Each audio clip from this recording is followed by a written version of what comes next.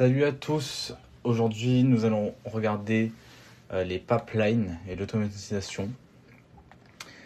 Pour vous aider sur tout cela, on va traduire afin que ça soit un peu plus mieux pour vous.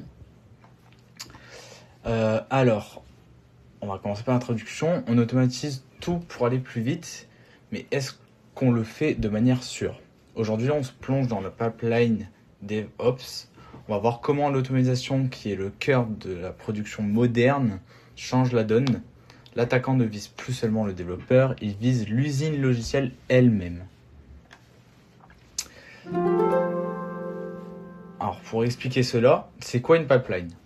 Imaginez une chaîne de machines. Le code entre d'un côté et ressort de l'autre. Sous forme d'application prête à l'emploi, chaque étape de la source au déploiement en production est une opportunité pour l'automatiser, mais aussi une surface d'attaque qu'on doit sécuriser. Donc, d'un côté, nous avons les dependency management qui vont s'occuper des sources code pour le contrôle, les tests pour continuer les intégrations, et enfin tout ceci est envoyé donc dans l'environnement qui est ici.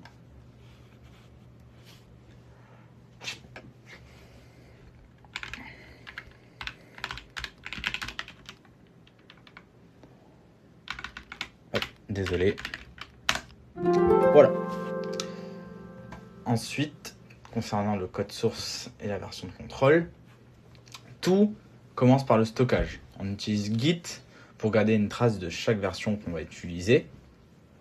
Le piège absolu est que Git n'oublie jamais.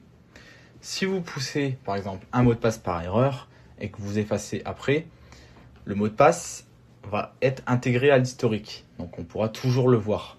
C'est là qu'interviennent les outils comme GitLeaks pour scanner les bêtises et essayer peut-être de ne pas les refaire, de ne pas les reproduire ou tout simplement de les effacer. Alors concernant ça, quel est le plus grand fournisseur? C'est GitHub. Quel produit populaire utilisé pour héberger du coup ça? C'est GitLab. Et concernant du coup les comics pour analyser, etc., c'est GitLeaks. Voilà. Ensuite, par rapport à ça, il y a la gestion des dépendances. Donc les dépendances internes et externes. Votre code n'est que la partie émergée de l'iceberg. La majorité de votre appli repose sur la bibliothèque externe, comme PyPy ou NuGet. Si une brique à la base est fragile, comme on l'a vu avec la faille log4shell, c'est tout à votre édifice qui s'écroule. On doit gérer nos dépendances internes et externes avec une vigilance extrême. Alors, comment appelons-nous les types de dépendances créés par l'organisation? C'est les internes, donc eternal. Quel est le type de dépendance pour jQuery par exemple? Du coup, c'est de l'externe, donc external. Quel est le nom du dépôt public pour les dépendances? C'est PyPy, comme vous le prononcez. Et du coup, en parlant de ça, on a log4j qui est du coup les dépendances, la vulnérabilité des dépendances 0 jour qui a enflammé du coup le monde en 2021.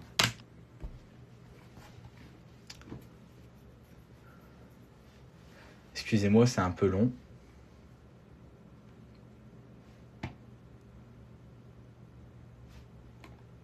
Voilà. Alors, concernant les tests automatisés, pour vérifier que tout ça, on utilise des robots. Le SAST lit votre code sans le lancer pour trouver des écritures. Alors, le SAST est un test statique, comme écrit ici, qui fonctionne en examinant le code source que vous lui donnez pour identifier des sources vulnérables. Il peut analyser le code source à la recherche de vulnérabilité et peut-être intégrer des processus et peut être intégré au processus de développement pour des évidences de problèmes potentiels pour les développeurs lors de l'écriture du code. Ensuite, à cela, nous avons le DAST, lui attaque les applications pendant qu'elles tournent pour simuler de vraies attaques de hackers.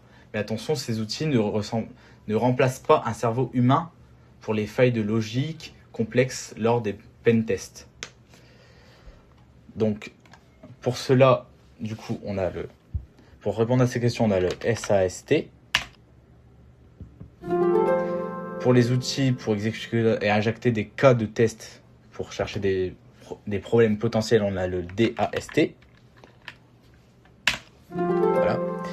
Et est-ce qu'ils peuvent être remplacés? Du coup, on vient de le dire, ils ne remplacent pas un cerveau humain. Donc non. Ensuite, continuons avec l'intégration et le delivery, donc le CI et le CD, ou le IC ou le CD comme c'est marqué ici. Le CI et du coup le CI et CD sont des moteurs. L'intégration continue assemble les pièces et le livrable continu les prépare pour le monde réel.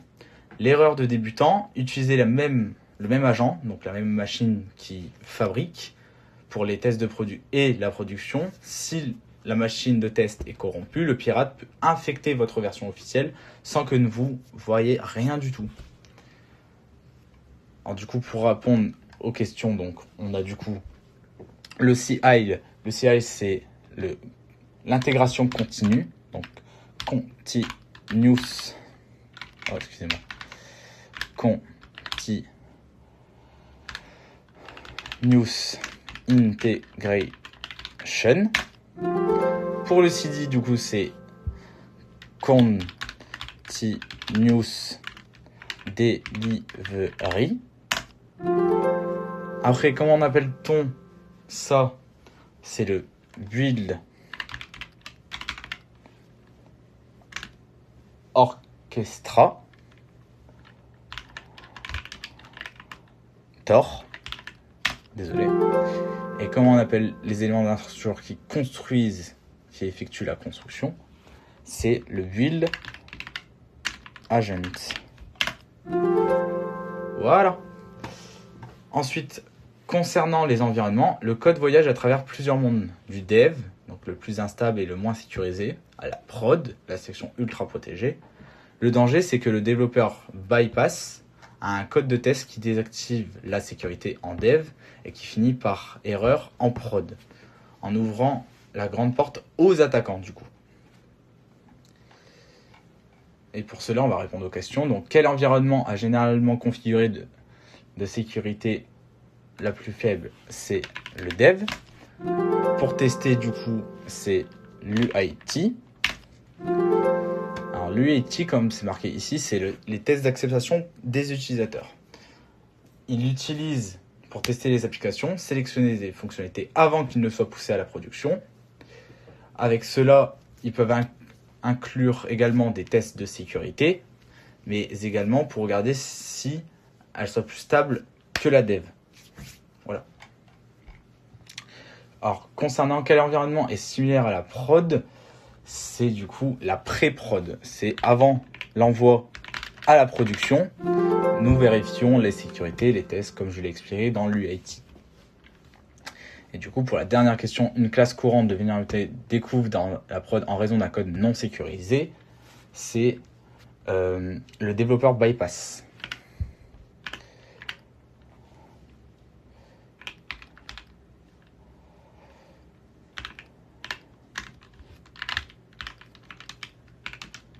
Voilà.